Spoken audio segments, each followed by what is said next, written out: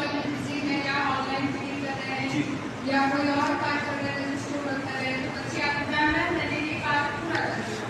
तो कभी कभी होता है कि हम वॉल्यूम पे ज़्यादा होते हैं तो हम उनकी बातों को रिपीट करते हैं, पर ये चीज़ हमें नहीं करना चाहिए। उस समय हमें खुद को थोड़ा समझा करके बच्चों की बातों को उसी समय सुनना चाहिए और उसका निराकरण करना चाहिए। इस प्रकार से अगर बच्चे हमें तभी हम दोबारा हमारे पास आएंगे और अपनी बातों को हमसे कहता है। अदरवाइज बच्चे जो है अगर हम बार बार बच्चों को मना करते रहे कॉपी चेक करने के लिए या किसी भी बात को या लड़ाई करें, तो बच्चे अक्सर होते हैं कि हम कोई तकलीफ बात कर रहे हैं तो बच्चे आपस में लड़ाई करें।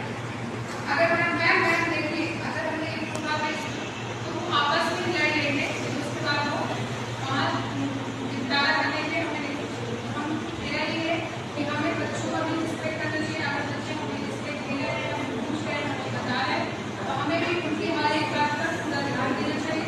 उनके कार्यों के अनुसार फीडबैक हमें और हम आते हैं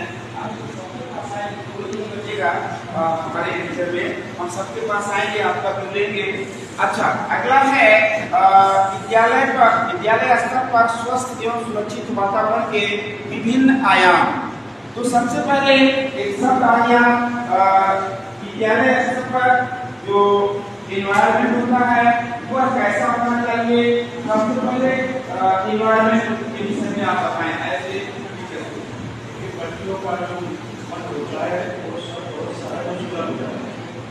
वो कोई ऐसी बातें जो समाज से नहीं देखते हैं, क्योंकि पहली बार विद्यालय में सामूहिकता का उनको सामना होता है।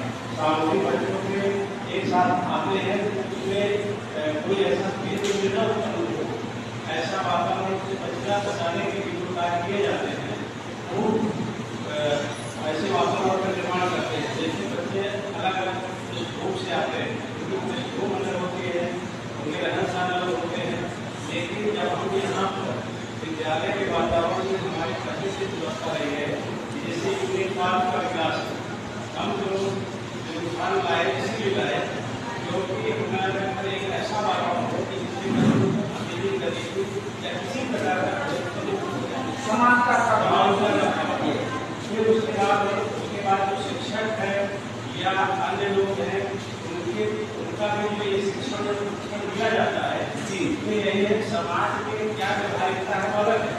जीवन विद्यालय की कैंपस आते ही उसकी व्यवहारिकता सबसे संवेद हो जाती है सारी।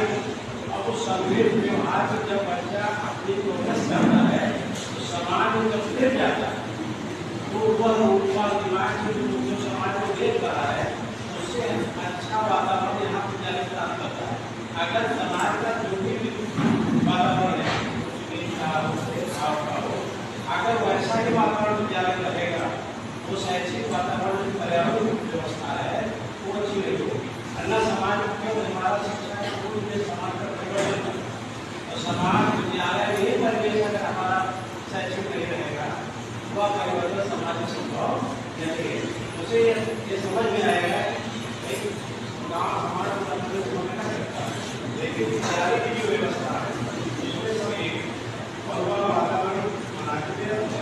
शिक्षा से लेकर परिवार गाँव सब में इसे वातावरण को लेके जाता है। देखिए शिक्षक जो है, शिक्षक का सबसे प्रमुख विद्यालय में संस्था में जो वर्ग है वो यह है विद्यालय के परिवेश को पर्यावरण को जो है सक्रिय बनाए, स्वच्छ बनाए और किसी भी प्रकार का जो है उसमें ग्रंथ न हो, विद्वेषात्मक या विरोधी ऐसा भाव हो कि सभी के मन में अपनापन हो, अपनापन लगे और सारे छात्रों का जो है शिक्षकों के प्रति अपनापन हो, शिक्षकों का छात्रों के प्रति अपनापन हो। कहने का मतलब आप सभी लोग जानते हैं शिक्षा का मतलब होता है सर्वांगीण विकास।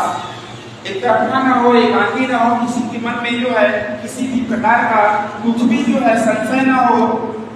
अब आते हैं विद्यालय के संदर्भ में नियमों का पालन करवाने के लिए कभी-कभी शिक्षक क्या करता है, जो विद्यालय के रूल्स होते हैं, रेगुलेशंस होते हैं, वो जो है जबरदस्ती पालन करवाने की कोशिश करते हैं। हालांकि आरटीई एक्ट 2009 जो 1 अप्रैल 2010 से लागू हुआ, उसमें पूरी तरह से किसी भी प्रकार का दंड देने के लिए जो है बात को बनाई है।